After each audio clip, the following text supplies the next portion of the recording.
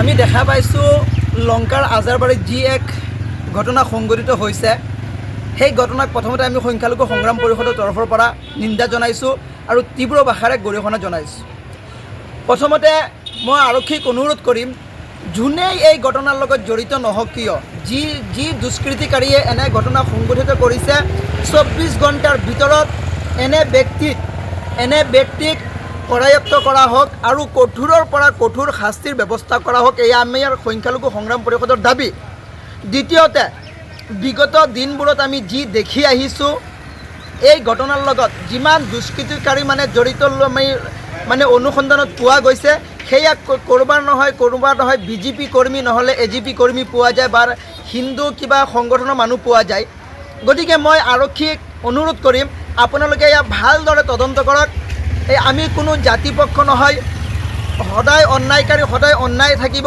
সেয়া লাগিলে মুছলিমেই হওক, হিন্দুৱেই হওক, বিজেপি কৰোঁতা হওক বা RSS বজৰং যোনেই নহওক, সেইজন সদায় দুষ্কৃতিকাৰী হৈ থাকিব আৰু সেইজনৰ বিৰুদ্ধে আমি কঠোৰ শাস্তিৰ দাবী জনাইছোঁ।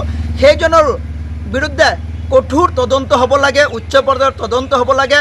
যিজনে আজি আমাৰ সাতাম পুৰুষীয়া ভাতৃত্ববোধৰ অসমখনক বিভাজন সৃষ্টি কৰিব বিচাৰিছে, যিজনে আমাৰ মাজত বিবাদ আনিব বিচাৰিছে, সেইজনৰ ওপৰত কঠোৰৰ পৰা কঠোৰ শাস্তিৰ দাবী জনাইছোঁ আমি অসম সংখ্যালঘু সংগ্ৰাম পৰিষদে।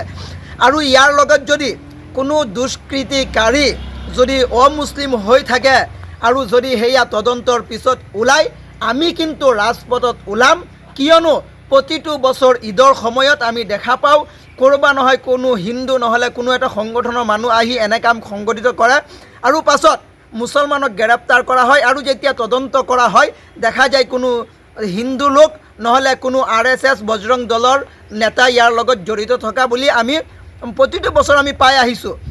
গতিকে প্ৰতিটো ঈদত আমাৰ এই কুৰবানী ঈদৰ যি আমাৰ পৰম্পৰা চলি আহিছে, সেই কুৰবানী বন্ধ কৰাৰ বাবে কোনোবাই দুষ্ট চক্ৰই এনে ঘটনাটো সংঘটিত কৰি আহিছে প্ৰতিটো বছৰ আমি দেখা পাইছোঁ। গতিকে আমি আৰক্ষীক দাবী জনাইছোঁ যে অনতিপলমে 24 ঘণ্টাৰ ভিতৰত আপোনালোকে ইয়াৰ তদন্ত কৰি শেষ কৰি দোষীক কঠোৰৰ পৰা কঠোৰ শাস্তিৰ ব্যৱস্থা কৰক।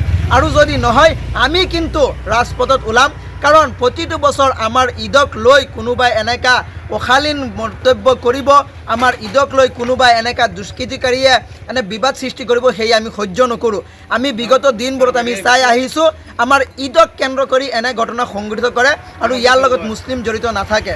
গতিকে আমি পুনৰ দাবী জনাইছোঁ, মই হিন্দু মুছলিম বুলি কোৱা নাই, যোনেই হওক অপৰাধকাৰীয়ে সদায় অপৰাধকাৰী হ'ব আৰু তাৰ শাস্তিটো পাবই লাগিব আৰু তাৰ শাস্তি সদায় ৰাজহুৱা আমি বিচাৰিছোঁ।